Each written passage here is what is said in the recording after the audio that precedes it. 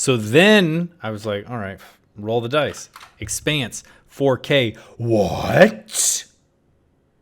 It's a separate listing. Also, somebody asked a question about, doesn't pausing ruin the flow?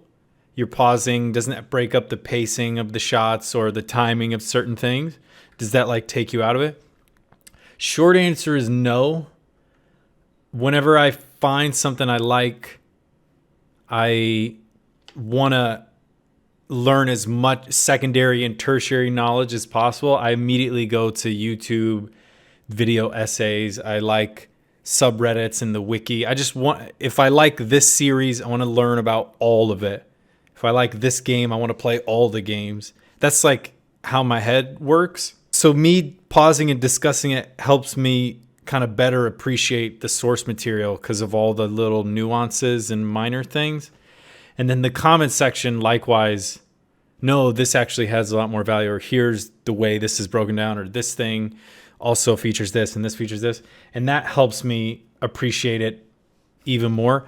Long answer is I'm having a hard time really condensing the actual reason why into a minute or so. So I didn't feel comfortable putting it at the beginning of this video. So I think I'm probably just going to record another video. There are a lot more comments that I want to address, and then why I'm doing the videos this way and what my plans are moving forward and just a bunch of other stuff. But I'm still debating that because I feel as if it might just be 30 minutes of me talking about myself, which seems kind of cringe. Maybe I make an unlisted video and put it in the description or something. I'm not sure. Anyway, rock bottom. Miller discovers revealing information on a hidden data cube in 4K. Let's go. Okay, so Earth is getting involved. I kind of figured, I'm not sure, but I'd have to imagine this episode or the next episode is really heavily focused on her just because we really haven't touched on her in about 2 episodes total. So I'm not surprised that it would start with her. I have no idea who this guy is, but that'd be kind of cool if they get a spy on Tycho around the same time that Holden gets there. So that brings kind of Earth into... Dude, this chick is savage. So at the start of this, I thought, man, this is the only guy that's challenged her. Him and that other guy, which she went around his back too, right? The other guy said, until we know more info. I'm maybe getting it wrong, but it's essentially, no, don't say anything. We're not going to do anything until we get more info. And I thought, oh, this is another guy that's out of the few people that, no, we're not doing that. But both times she's played around him. Okay, so my face is just smiling. Nothing's even happened. The ship got docked. But looking at the characters' faces and looking at the outside of the ship, the dude who made the comment about 4K, you're the love of my life. Right, I was going to say, well, how does he know he's Holden? He's not surprised this character's Holden. So then at a certain point, he had to have known what was going on, and then he just said, yeah, we're not the only witnesses, so it makes sense. Okay, I want to look at this. I want to look at his left hand. What's he doing with his left hand?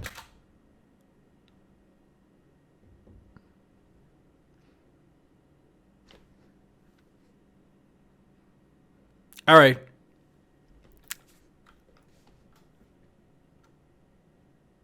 I don't know what's going on there, but maybe, I don't know how much weapons training that guy has. Not surprised he's not John Wicking it. So, whatever. I was wondering, okay, what? It looked like his left hand went out behind him, and I'm trying to see, was he holding something? Why did he do that? Okay, and then he slowly brings it in later. It's fine. It's not a big deal. But this thing, I wanted to go back where he says, I'll give you safe harbor and I'll get rid of your ship. No one's getting rid of our ship. Martian vessels come through Tycho on a daily basis. They're on Tycho. Martian vessels come through Tycho on a daily basis. If they see the frigate parked there, it's a bad day. So if they come through all the time, they resupply. You have to imagine they go on leave here. Maybe they got entertainment here. Why is it bad if it's parked there? Isn't that the opposite of what he just said? Martian. Wouldn't it make more sense no Martian vessels come through here? If they see it parked there, it's a bad day for me too. Somebody, if Martian vessels come through the station all the time, why is it bad if a Martian vessel is parked there? Somebody will know. I don't know. It seems to contradict themselves, but I don't know. And it also paints, another thing is they're explicitly stating you coming off because you're in charge, you think you're in charge. So that distinction between Naomi and Holden is more prevalent. His own crew is respecting him more. He's no longer, him and Naomi are no longer like fighting head to head for every little decision. I think Naomi, okay, you're in charge. I'm still going to voice my mind if you're doing something I disagree with. But yeah, he's the shot caller. You must be proud.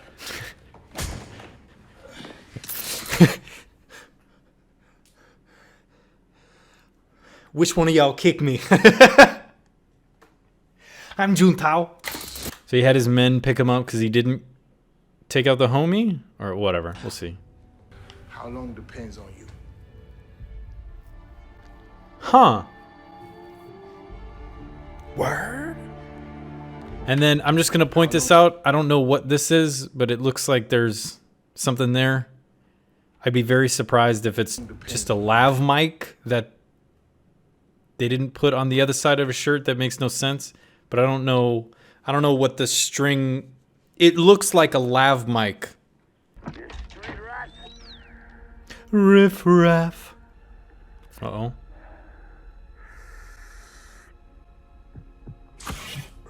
Hello?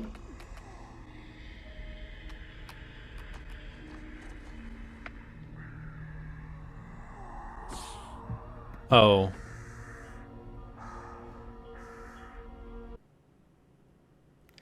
Okay. Once all the shooting got started, it was over. Okay, sure. The Martians barely.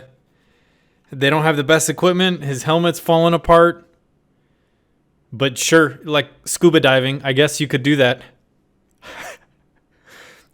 Okay. I've never really had to think about that. Always, okay, yeah, sure, I guess. Testify. I'm taking control of the Tachi. Is that the original name of the ship? I forgot. It's been 4 or 5 days. Maybe. I think so. Brothers and sisters standing behind me. They will The fuck is this guy? Of the belt. Well, it doesn't matter. We're not going to make it out of this hallway. I'm ready to die. Who the fuck is this? Okay. All right. All right. If he knew it was the Tachi and if he was monitoring what happened on the Martian ship, wouldn't he know that this ship is a military vessel? Wouldn't that mean it would have some type of guns on it? Countermeasures? Okay. All right. Miller just said something. It makes sense. This was your mistake. You got to cover it up. And then the guy started laughing. So I thought, okay, well, hold on. Let me just wait for him to finish laughing. And then he finds the picture. Okay. So Dawes is fighting for what he believes in, independence, but he's also the only one who can fight for that independence and rule once that independence is established. So why exactly Scopuli disaster is a dead fish on your doorstep? So the only thing I can think of is something at the data brokers links him to the Scopuli. That's the only way this makes sense to me. Something is linking him to taking out the Scopuli, and that's why he needs to bury it. So he's trying to get the info from Miller. What did you find at the data broker? I need to bury whatever happened at the Scopuli. It's the only way this makes sense in my head. And Miller came to the same conclusion also without seeing what's actually on the thing. Dawes' men picked him up. He's interrogating him. He's wondering what info he's picked up. Somehow he's linked to the destruction of the Scopuli, which means he doesn't want to find out what happened to Julie altruistically. He doesn't care about her as a father figure who raised her or something like that, which I wasn't sure what their relationship was. Maybe he did when him and Miller first met and they're sitting across from the table. It seems as if now he needs to find her to make sure she hasn't said anything or will say anything and is dead. I'm not... Okay, right, because Holden's message came out. I was going to say, I'm not sure how he knows she's still alive, but the Scopuli maybe came across that other ship, which killed him, had some big issues. Then they had to come in, kill the Cant. Then Holden's message came out, Scopuli and the Cant. Okay. Okay, right. So the ship is called the Tachi. And the other thing I wanted to check was this. Scopuli. Right. Okay, so I was trying to remember, did he actually reference the Scopuli? But he does. So, okay. Scopuli gets brought up alongside the Cant with his message linked to Mars, unidentified. Right. Okay. Scopuli gets brought up in this message. Also, false beacon, Martian naval technology. So if the data broker information gets out and it links Dawes to that third ship or to Julie Mao's ship, then that would look bad on him and he can... Okay. I'm back on board. Right. He thinks he's in love with her or something. Some type of wording on his right forearm. I don't know what that is. I want to see... Athena. Like a rose blooming. Some type of... Not a rose. Type of flower blooming out of the mineral, out of the ore. Life coming from ore. Athena. Right. Julie was linked to hardcore OPA. So maybe Dawes. Seems he's OPA. Recommission out of series. Lionel Polanski is a new name. That's a pretty powerful line for Do right by our people. that line right there. That's a pretty powerful line. He doesn't really understand the implication of that, but I have to imagine him becoming a some type of OPA. I forget what he is, a colonel or general or something. Now he's in charge of the station and doing all this stuff. I could see, maybe they go in detail and this is totally wrong, but I can see him believing he's doing right by speaking with the one station that got blown up, and then now he's trying to do right by his people, and this kind of paints Holden as having the same beliefs as him. HWSS Arborea. MCR. Okay, got it. All right, I had to go back and look at stuff, but these guys are Martian. You can tell by the shoulder pad. And then these two dudes are the Arborea is what they have on their like chest plate. Or on the shoulder there, Arborea. How do you know? So Mars is whatever, just shaking down the average Joe. Referencing that he made him reply to the beacon. We were just starting to be friends. Afraid of his reaction, at least. Yeah. What about me? Why didn't you tell me?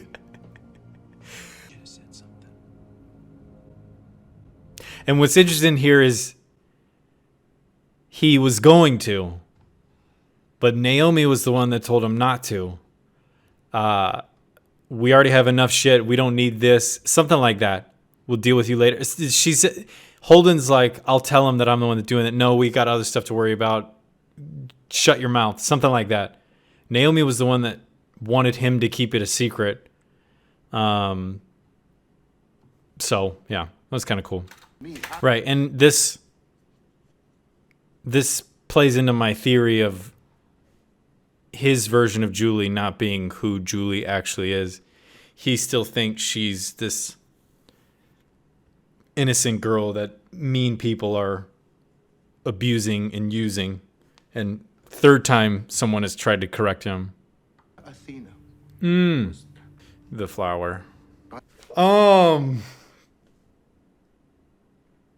Okay. I like that. He just told the story about his sister. And you gotta empathize with you gotta understand where he's coming from. That's an impossible choice to make. But you can see how you would be forced to make that choice and how that would change you and how you could then adopt the worldview that you needed to save everybody, that everybody was your family. So that also makes sense. And then this is the fourth time someone's corrected him about Julie. Just tell me if she's alive. She would spit in your face. Then a belter who preys on his own kind, throws the hat at him and walks off. I'm very interested if they ever meet up. I'd be very interested to know how that interaction is. I'm anticipating Miller and Mao meeting at a certain point because I have no idea what that interaction is actually going to be. Would he like run up and hug her? Would he embrace her? Would he kiss her? Would he like hold her hand? Would he just be in awe at her and she'd be disgusted with him? I don't know. I think that's really cool. And he managed to talk his way, when he's going through the hat, tells him your head is so big it would fit in it. He gets to keep the little info card, the SD card, whatever it's called. Yeah, all you got to do is drink out here. And he's going to take it out on his son or his nephew.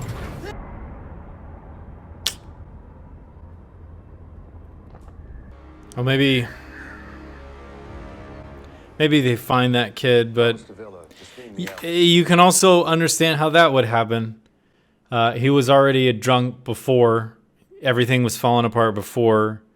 It's now even harder for him to make a living. He can easily blame the nephew that the nephew's the one that messed up the net instead of taking responsibility for the net being old and already sort of breaking. Then the Martians come in and sort of browbeat him a little more. That's pretty sad. I'd be surprised if no one picks him up. Also, maybe wouldn't be surprised if he just dies out there. But I think I'd have to imagine someone would pick him up. I killed your son. Which I don't think they've ever referenced before now. Her son? Maybe. I don't think they've ever referenced that before. Not interested. Damn. That's a lot of character in a couple lines there. He's not interested, the guy, but he can very quickly figure out what's going on at another table, recognize that guy's out of his depth, how are they treating you here, and then also tell him, hey, watch out, this guy has a knife. I don't know. I really like that. He can tell that guy's maybe a prostitute, a male prostitute, and he still wants to look out for him. That also hints to sort of his empathy, but also his background, right? It's like John Wick suiting up again. He still knows, all the stuff in his past. And they really haven't talked about that guy's past too much, except him being, whatever. He's the off tank. He's the bruiser. But him being able to identify that, maybe in the way he's carrying, whatever, it's a little heavier, or his turning or something like that. But that's a lot of development in a little scene and only a few lines there. Must have been as happy as a puppy with two peckers, right? I didn't mean like that. Hey. What? Lying in my bed, all I could dream about. The music changes here too. I'll tell you one thing. And now the background techno music is fading in as the other, like, more sort of longer sustained notes are getting brought up. I also like this. It's in the rear. Maybe I'm wrong, but the UN, I think he says this is UN 1, and to me that says United Nations, which somehow I think is more earthy. They fought to get you off. And so when he looks at the blood, and then Holden says a lot of Martians died for this, and maybe I'm wrong, but it seems to come more from a place that he worked at Earth, maybe adversarially looked at Mars, and especially now as a belter, kind of opposing both sides. This scene in this line of dialogue here comes across as immediately falling back into the respect that he has for the servicemen, and immediately recognize that whatever side they're on, they fought for what they believed in. Like the Martian died to... A lot of Martians gave their Right, he looks at the blood lives to this ship. and then kind of takes like a second to pause. There's really good acting there. The battle. They fought to get you off the Donager. And then that question there. Are there any bodies we need to take?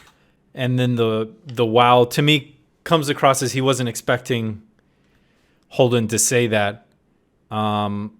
He wasn't expecting Holden's message to come across as, hey, the Mars blew up the Cant, even though, you know, they say earlier he's paying witness to it. And now for those same Martians to fight and die to get them off of that ship as they knew it was going to blow up. He probably is also aware that the ship blew up from the self-destruct sequence and not like, okay, the enemies eventually overwhelmed it and it blew up. And this to me comes across as him just being extremely respectful for the servicemen and the crewmen of the Donager, and, you know, falling back on his past life in a way. Sure his body's returned to Mars. And I believe him there. I mean, he could be lying, but I believe him there that he will show him, and if there were other people, he would show them all the respect to send them back to get their proper funerals for whatever military organization that they were in. He's a fellow soldier. Thank you. Yeah. Yeah. Regardless of what side they're fighting for, he still has respect for the people that fight. It's really cool.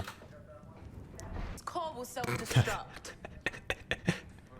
And those two characters kind of bridging a gap right before they separate is also really nice storytelling. They've had 5 episodes, maybe not really the 5th one. Well, no, they still kind of argued in the 5th one. They've had about 5 episodes of them basically fighting each other, and now they're kind of bridging that gap. And then narratively wise, you split them up. But this looks like the same exact little airlock he threw the homie down. I mean, maybe they'd all look the same, but it reminds me of the one that he took the death guy to. Oh, I thought his hand was gonna get stuck. Ugh. Ugh.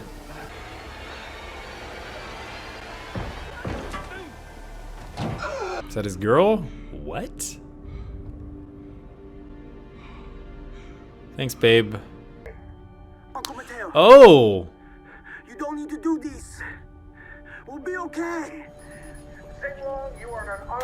Oh, okay. Hold on. Let me go back and listen to the radio that he's listening to. I thought something else was happening here. Let me hear what the radio is saying before he does this. What am I at? 29? The radio's talking about how stuff always gets taken, I think. Right. You fight over everything. Sir and Madam and Gravo, yeah.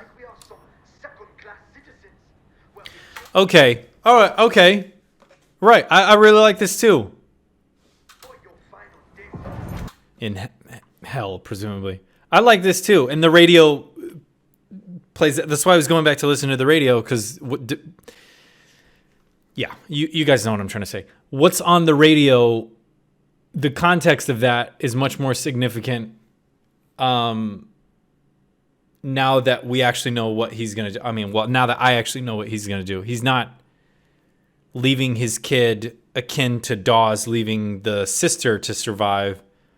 He's, you know, going to save his kid in a roundabout way. Try to save his kid. Give his kid a better life. or his nephew.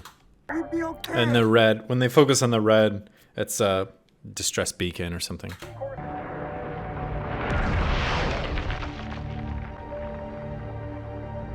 It's pretty sick.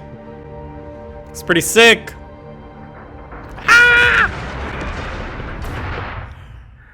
To shed. To shed. Always hope no one there needs medical attention. I'm saying, I'm saying why did you a come little back? piano medley. Like you're always Okay. All right. Look. Okay, look. I still think it's like 70% he still appreciates him. 30%, oh, there's a couple bodies there. Let me see if I can get the little data SD card out of it. But I still stand it to I think he has respect for it. But it's Fred Johnson. What are you going to do? Dude looking at his little eyeball. This is Holden. I've got him on Tycho Station. Uplink secured. And then also, I think they have a prior relationship. And I don't know how many years they were together, or months, or weeks, whatever. But they seem pretty close with each other. And this is the first time he's told this story, which also is pretty significant and important. No matter how many months or years they were together, he never felt that close with her to share this thing, or the right chance or reason to. But we're gonna make out now. I mean, there's a lot of adrenaline going on. I mean, just give me a little smoochy. Oh, oh, What are you doing? my man Miller. So, okay. All right. So this plays into Dawes saying you're in love with her.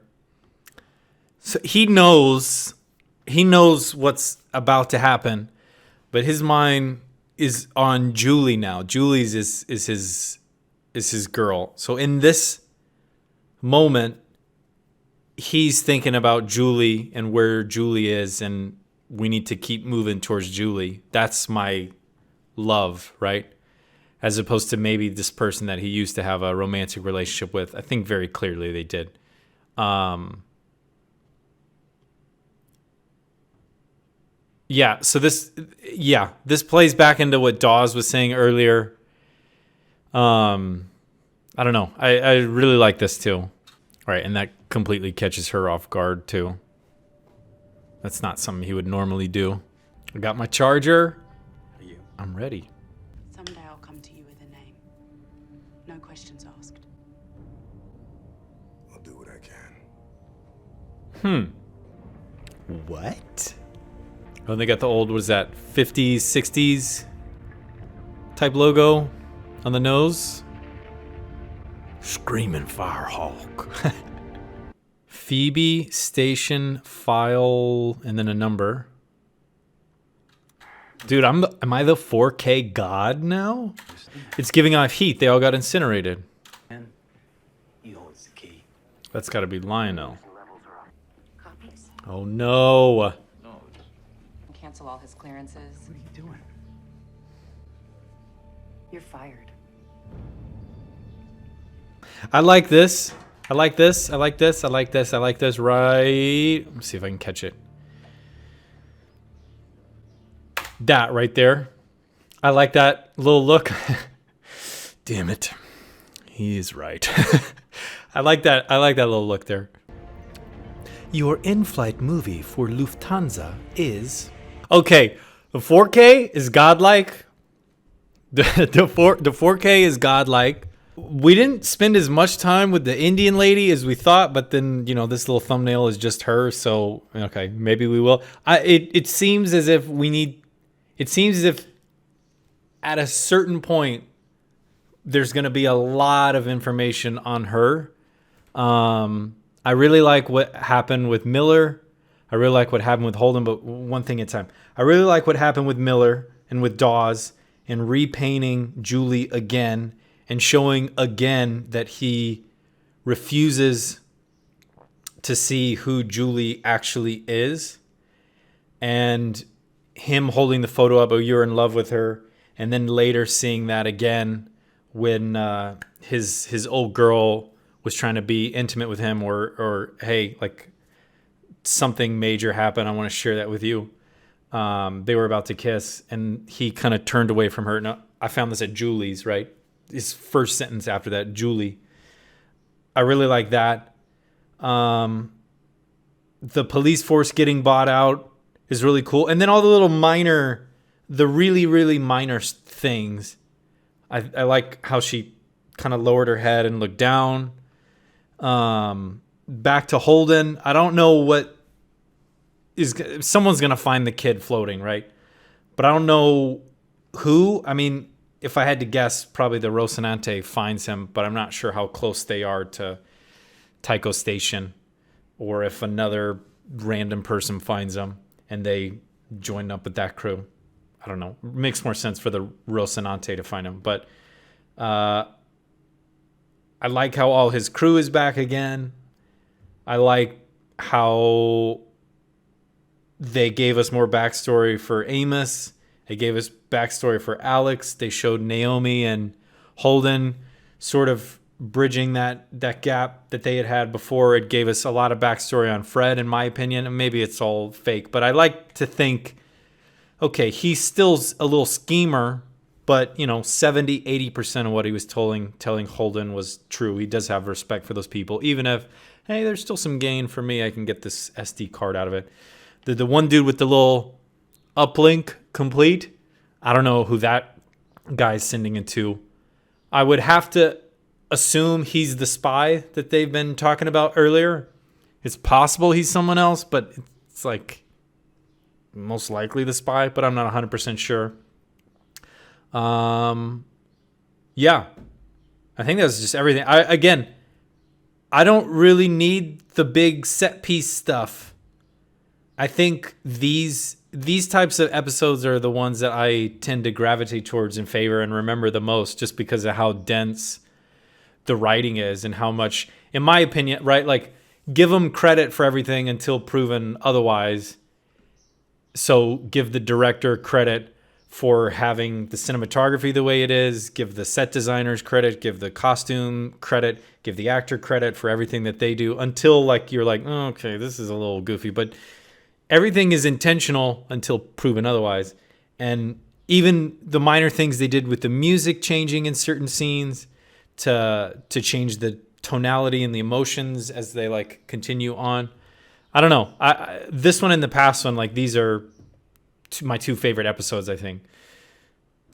I really like this over just, here's a big space battle, like this really intricate web of characters and emotions and dialogue and stuff. And it's just really, really beautifully done, I think. Yeah, I like this. I really do like this. I really do like this.